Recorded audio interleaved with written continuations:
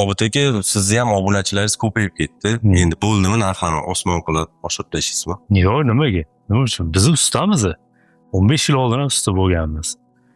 Bizi kambag'al, boy farqi yo'q. Bir xil narxda o'sha travertinimiz $7dan $13gacha material xizmati ichida sifatiga qarab narxlar o'zgarib boraveradi. Ya bu anu gaplarchi, bir usta kuchayib ketibdi. Endi bo'ldi, bu men mediaga ishlatgan pul, reklamaga ishlatgan pul endi mana nechaga minadi, bizga qimmat etadi degan gaplar. Yo'q, u menga begona bu gaplar, to'g'risi.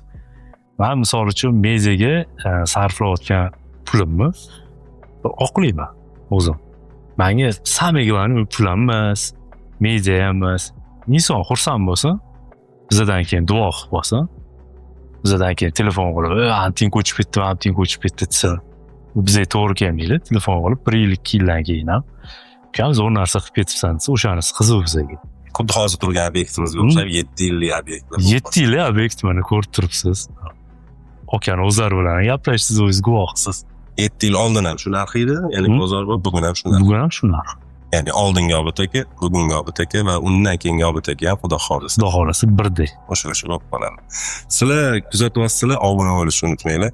Chunki bunaqa ustalarni bugungi kunda kunduzi chiroy yoqdan topolmaysizlar. Nimagaki, siz obyektingizga qarab narx oshiradiganlari bor yoki plyusni olib va'dasini turmaydiganlar bor yoki-da va'da berib bir muddatni bu muddatda bajarmaydiganlar bor. Obid akam bu boshqa dunyo.